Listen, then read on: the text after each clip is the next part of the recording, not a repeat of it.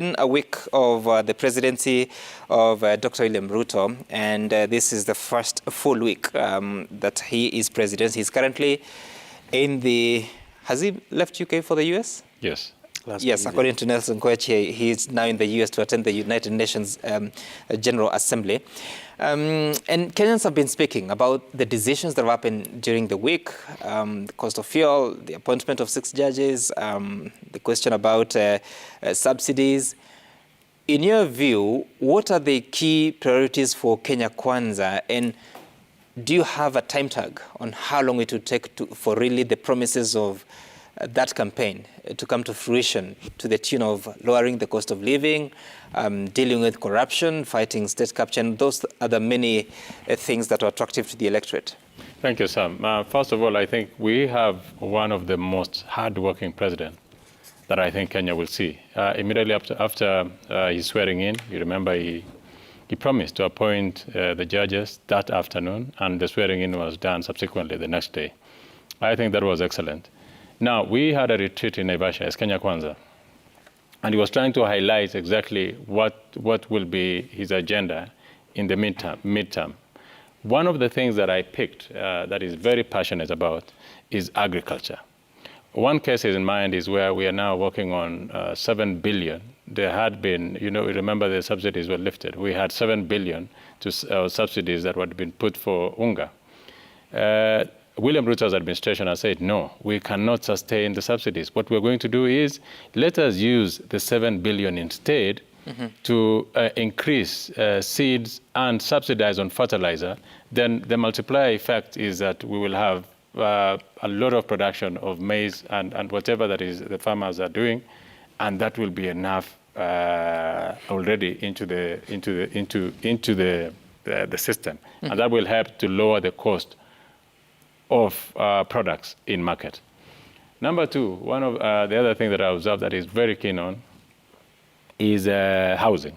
I remember the PS Hinga came and did a very good presentation on housing. The cost of living, even for members of parliament, you'll be surprised that many do not have accommodation even in the city or many other places. So it's a very exciting thing. I mean, we were taken through, and how an example is a housing plan that is in Pangani, where from 7 acres in Pangani, the Ministry of Housing was able to multiply and get 24,000 units.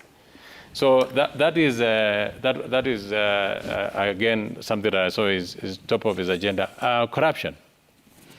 There is this thing that the media and I think many people had painted the president as very corrupt. It is something that almost costed him his presidency. Now let me tell you, you will be shocked, and watch this space. You will not see corruption in this country. I think he will prove many people wrong. He has every reason to fight corruption, to remove that element of him being seen as corrupt as a person. So that he will deal with it on the way he knows. Another thing that Wait, you will not see corruption from his office or across the country? Across the country. Across the country. That's why you can even see he's created a fund for... How does he plan to ensure that? He's created a fund for the judiciary. The judiciary now don't have to beg anyone. He's created a fund for the police. So that they are autonomous. You're detached from the executive. So you now have to work. You have no reason to say you're expecting, because the executive will not send money to your respective, if it is judiciary or the Kenya police, those independent institutions have a reason to work without looking back. So that is something that I've seen that is going to really, really work hard on corruption. And number two, there is no money. Then there is the issue of state capture. Deputy President Gachagua has been very firm on that, on state capture. Today, in one of our dailies, it has just been shown that 4 million was used daily in State House to campaign for Azimio. That we need to find out. It goes beyond what was used in the campaign. It now demonstrates that there was every reason for the exiting regime to have the presidency to perpetuate the state capture. We need a commission on that. We need to look into the state capture. We need to know why, for instance, milk will be bought at 30 shillings and be sold at 120 shillings, and by who? you know, subsidies, even fuel subsidy. Do you know that it goes to very few companies? Even yesterday, in our induction, in our parliamentary induction yesterday, the Central Bank of Kenya governor did mention that at some point, the exiting regime almost wanted to print money. He said it was almost a Goldenberg moment in Kenya, just in the dying days of Kenyatta's presidency. There's a lot of things that have happened in between. We want to know what really happened. Why are we in this mess that we are in? Number 4 of... What was the context of Governor Njoroge's statement on printing money? It was because of the what is it called?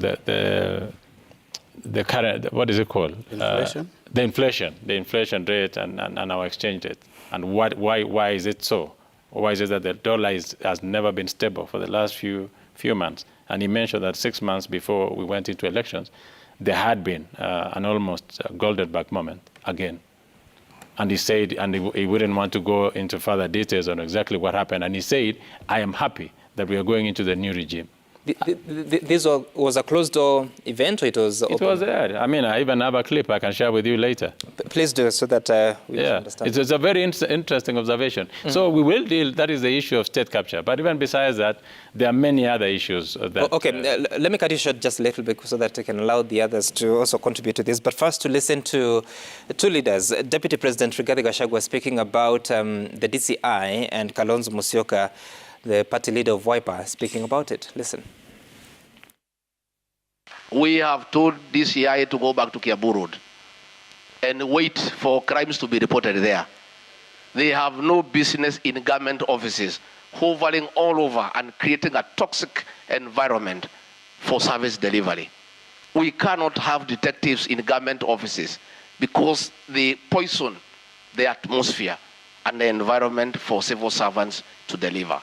The level of extortion by detectives pretending to be fighting graft, whereas they were just extorting money from governors and officials, is a thing of the past. If there is an issue that needs to be addressed, as it should be, we are not saying we don't fight graft, but let us be decent people. Let us have respect for elected leaders. Let the head of that particular organization write a letter to the governor himself and not delegate to some junior officers to address a sitting governor, because that is not right. Because when you embarrass an elected leader in front of his juniors and you go away, how do you expect him to perform the following day? We have heard with consternation pronouncements from the Order Brigade calling on the DCI to keep off public offices and retreat to their headquarters. Apart from interfering with independence of the National Police Service, we take such edicts to mean the room is now being officially created for looting of public resources to go on without hindrance. All right, I'll get to you, Honorable Kilo, but first, Honorable Kuria, how does Kenya Kwanza regime plan to fight this graft? He promises that there won't be graft under President William Ruto. You've heard what Deputy President Rigathi Gachagua is saying about DCI should exit government offices within a certain context, but then what is the plan? You see, Sam, first of all, we have to address why was there corruption. And there was corruption because independent institutions and government officials were not allowed to carry out their duties independently and efficiently. We had a lot of centers of control of power. And that is why you find even in the Azimio people, or the Azimio campaigns, you'd find some people that have no positions whatsoever in government. They're not PSs, they're not CSs. And I'll tell you because I was in the 12th Parliament. Those people were more powerful than even the cabinet secretaries. So a call from someone like Atwoli to a cabinet secretary will send him shivering, to a PS. And what Rigathi Gachagua and William that for a fact? Government. Yes, I know that for a fact. Is when they say that people will be allowed to make decisions independently and that you'll be held liable and responsible for the decisions that you make as a government official. I think that is a way to move forward. We talked about the judiciary fund.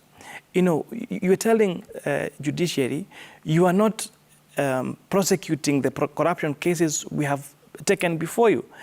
And whereas you have not facilitated them with the funds to do that, we have not appointed enough human resource in terms of judges to facilitate their work. So if, for the investigative agencies again, you know, the irony in what Kalonzo Musyoka is saying is that we do not respect the independence of the police service by giving them their own resources. Because you know what has been happening is that the previous regime has been macro-managing all these institutions by holding on to the disbursement of these funds. I will tell you, for example, in terms of distribution of even funds to the counties, you know, there are some counties that would receive their money before and others the last, depending on how they behave and how they receive instructions and they execute those instructions from particular quarters. So really, the drafters of our constitution thought about the independence of this institution. And if that independence is respected, then we are going to have a very good success story of the persecution of proper investigation of corruption cases, proper persecution of them, and judgments being made on time. Because all these agencies that are supposed to be making these decisions then do so without coercion or anything like that. Okay. You know, the Deputy President talks about the presence of DCI officers in government offices. And again, this is a fact. You go to an institution like Kenya Revenue Authority, you go to KPA, you go to all these other offices, you had, you know, police officers literally almost running these institutions. And again, now, in any case, now that's a conflict of interest. If there's an argument that you need to have a detective so that they can detect a crime even before it actually unfolds, what is wrong with that? That is then have those detectives run the entire enterprise. That's what you mean. I will give an example. In the 12th Parliament, I served in the Public Account Committee. We would have officers there's a report from the report of the Auditor General that says this money should have, seems like it was misappropriated and we want it investigated. And then we'll call them and say, fine, let us see those documents, because also Parliament plays a role in oversight. And those state officers will come and say, those documents were taken by DCI, those documents were taken by EACC. In fact, at some point, I actually asked one of the state officers, do you even have a log in this office that shows these people have taken document 1, 2, 3, 4, and I have signed that they have actually taken those documents? And they said, no. Our offices are raided usually at night and usually on Fridays.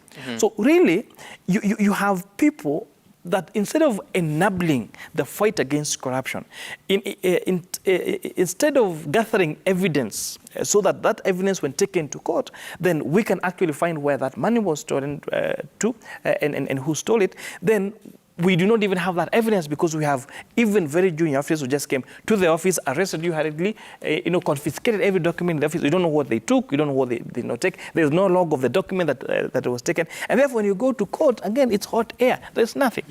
And that's why you'll find we were saying we're losing 2 billion shillings daily. Okay. But when you look at where are we losing these 2 billion, nobody could trace it. Okay. Because we have, again, these police officers are the one carrying out the roles in these state departments in the name of detecting and investigating. Okay. Honorable Okello, then, when you listen to what the DP is saying and reflecting on 1 week into the presidency, what are your thoughts about what it will take to really succeed in most of these promises, whether it's about cutting down the cost of living, fighting corruption, and achieving that promise that Nelson Koech tells us that there won't be no corruption in this country? Well, thank you very much. Inevitably, a week is too short to appraise a president. But if there would have been happy tidings, then there will be signals out there.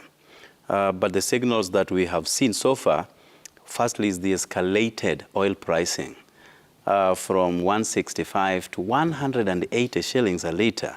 That should worry Kenyans a lot, because oil prices all these other products you see around have direct link with oil prices, and therefore the cost of living would go up and has already gone up, including matatu fares. So that is the first blunder that this government has made just under 1 week of their leadership. Failure to announce cabinet a week later after being sworn into office. I remember the past regimes usually do it a day after. Even Uhuru Kenyatta, William Ruto's presidency, did it just 2-3 days after they were sworn into office. Of course, they had to give a partial pronouncement and then waited for quite some time to now get full cabinet. So waiting for a week, probably there's a lot of jostling. Who wants to become what, including members of parliament intending to resign to join the executive. So probably that falls part of it. But again, it talks about the decisiveness of the president. Decide, make people work. Otherwise, it was actually shown on your TV that there's a lot of confusion between those cabinet secretaries who served in the past regime, whether they should continue until new members come into office, including the PSS. So there's a lot of confusion in the government at the moment. Of course, you're aware about the diplomatic spat on Sarawi, where the president said, we are actually severing our relations with Sarawi. And then later on, he backtracks because he knows that he has no powers. This is a matter that must be discussed in cabinet, and he didn't have a cabinet. He doesn't have a cabinet up to now. The matter must go to parliament for ratification. But because he's a Twitter buddy, he just put it on Twitter that we have severed our relations with Sarawi. Yet, this is a country that is recognized by United Nations from the year 1982. And is equally recognized by the African Union. And actually, our constitution, Article 1, Sub-Article 3, says part of treaties, international treaties and conventions will form part of our constitution. Now, UN treaty recognizes Sarawi. AU treaty recognizes Sarawi. This is a president who has started deconstructing the constitution on day one of his office. So that is a very big problem. Now he has told us to eat fertilizer. As we were expecting food prices, to go down, to do what? To eat fertilizer. No, he didn't say that. Well, that is what I'm explaining. We were expecting a drastic reduction of food prices. Now the president wakes up one morning and says, by the way, there is cheap fertilizer from Morocco. So we are going to move it from 6,500 to 3,500 shillings. From Morocco. So you go ahead, go till your land using your own money. No, Kilo, let's be factual. Who said it's from Morocco? I'm saying it is from Morocco. No, you're saying that he said. No, I'm saying... according to you. Yeah, I'm saying because I know it is coming from Morocco. And it is only 1.4 million bags anyway. So after we exhaust the 1.4 million bags, the price will go back to its original position. How do you know so that? You don't serve in the presidency. He's on opposition. Opposing everything. All right, for the sake of the discussion, let me say there is fertilizer 1.4 million bags. As we were expecting food prices to come down, he's telling us, go buy fertilizer, look for money till your land, look for seeds, weed your farm, then wait until God will provide sufficient rainfall so that you can harvest. So this is a person who does not have an immediate recourse for the problems that bedevil our country. We were expecting essential prices of essential commodities to come down. Up to now, there is nothing. Now, this is a person who has, in just under a day, has made sure that the judiciary is given funds that they've never asked for. And he's saying we will give you 3 billion shillings annually, every year for the next 5 years. Money that they have not asked for, no budget line has been looked into, and basically nothing from nowhere, so that he can have the wherewithal to capture the judiciary, including appointing judges that the former regime declined because of certain questions that were around them. I hear you. Allow me just So let me talk about this just hold on. DCI. There are a few things. No, I'm dying to talk about this that DCI was the regarding primary question, but you went into many things that I want to fact check, because you said that President Kenyatta and William Ruto, Deputy President then, announced their cabinet a day or two or three after they were sworn in. They were sworn in 2013. They were sworn in on 9th of April, 2013. Yes. They announced the cabinet on 23rd of April. Oh, is that so? Yeah. Yes, that was 14 days later. Okay. And in the partial. And in any case, I'm just wondering, even if the president was to name his cabinet, the House is yet to sit so that they can vet the names. You're yet to form the appointments committee. He's still disputing. You're here his to position. appoint your minority leader. Yeah, he's still disputing his position. How would that how would naming cabinet Help, yeah. Oh, well, naming them, time the process is naming them and cascading the names to Parliament are two different things. But at least they should be named. Now, this is what I'm... no, just hold on, Honorable Okello, because I need to give the two members of Parliament an opportunity. No, I needed to talk about yes, this. and you will if well, it's already 8 to 5. Yeah. But Honorable Koech, so he's raised a few things, and especially about the question about fertilizer, the cost of living, the prices of food. Do you know how soon Kenyans will start to benefit from these operations? Yeah, that's why I needed to correct Jared when he says he's feeding us with fertilizer. When you give farmers subsidized fertilizer, of course there will be big production. There will be boom production. For 1 acre of land, probably where you were producing, like now we are producing in 1 acre of land, we produce 5 to 8 bags of maize. We will escalate it to about 25 bags of maize per acre. So when you have a lot of production from the maize farmers, from the wheat farmer, then now the food prices will go down. For the medium term, it is going to be very hard because now all the subsidies have been removed. And it didn't make sense that you are digging a hole and you must stop at some point. So we didn't need to go deeper. That is what the president is doing. Let us bite the bullet, let us face our sins and work on how we can improve our economy. When you improve agriculture alone, without touching any other sector, I can tell you our economy will stabilize. When there is food production, when you have enough food production in our country, you don't have to touch any other place, your economy will definitely, almost automatically stabilize. Do you know where the fertilizer is coming from? I don't mind where we need the fertilizer. I don't mind. As a tea farmer today, if I was told there's we know we've never had subsidies. Munya came with some crazy legislation. You know, Honorable Koech, the history of this country. I mean, we appear to run our politics with a lot of suspicion. No, Sam, you listen too much to No, just listen. I'm not talking about what he's saying. I'm talking about the history. Yeah. Even in the previous two terms, you've seen a lot of suspicion. Even within the Jubilee Party alone, where both of you are members, now not anymore. So these questions that people are raising are important to find answers. Would you know where it's coming from? I don't know. The procurement process? I hope it is going to be very transparent because what we need now is really, I mean, this is a new administration, the procurement process. Let's give them, we don't even have a cabinet. So I hope that the... How soon does it get here? I don't know. It should be here as soon as possible. I don't know how that was done. But you must remember, the other regime is still in office. So we have the minister. That's what I'm asking. The process is as good as the product. So would you know that currently, based on the budgetary provisions, there's certain money that is being moved from the allocation to something else? And how is that even going to be regularized? Because it is the National Assembly that... So what I was told was that we will redirect the 7 billion that was used for subsidy into buying fertilizer and injecting in Kenya Seed and the other seed production companies some money so that I thought that money had already been exhausted because it was for just 1 month. No, but this government had a plan to continue with it.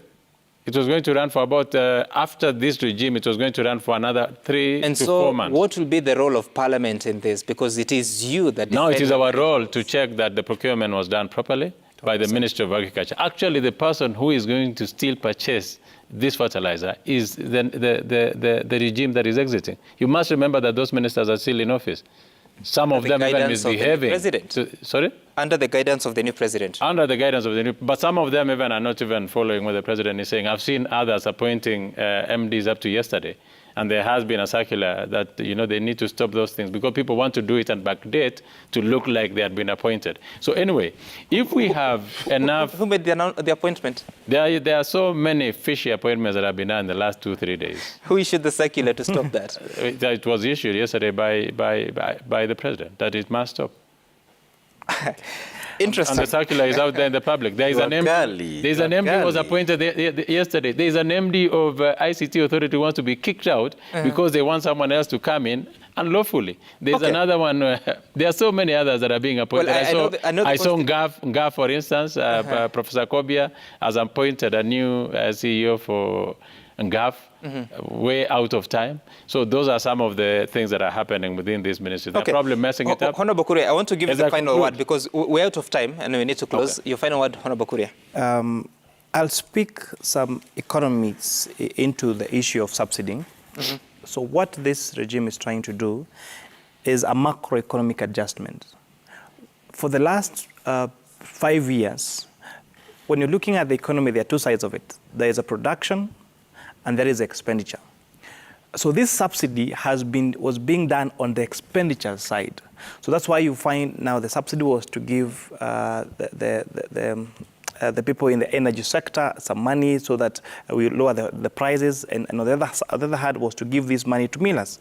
Now the problem with a subsidy program that focuses on expenditure is it needs to have a very systematic administrative system. Administrative system meaning if you want to bring the price of unga down, and you want to do that by giving millers. Who are these millers? What is the administrative unit about this? Because remember, in the entire supply chain of unga, then there's a millers, there is the distributors, there's the wholesalers, the retailers. It's a whole chain. So where there is no elaborate administrative system that you can oversight, then subsidizing on expenditure is bound to fail. And that is why months after the announcement that we have allocated this money to bring maize flour down, we didn't see that price going down because of that whole system. So what President Ruto is saying is that let's subsidize production. And again, production here then has an easy administrative way of doing it because we know who our producers are. If we talk about tea, you have tea farmers, and you know where to get them. If we talk about maize, we have the maize farmers. And I think, therefore, with the correct administrative unit, with the correct, now that we have the political goodwill, this macroeconomic adjustment formula by the President William Samoei Ruto will bring and settle the whole thing about food prices. It's not going to be automatic. And again, we're not looking for short-term solutions. And that's where we have the disagreement with my colleague here. Because these decisions of you think you can make an announcement today that maize flour should retail at 100 shillings tomorrow, economic-wise, it is impossible because there are a lot of independent players in between that you cannot just give a government directive to.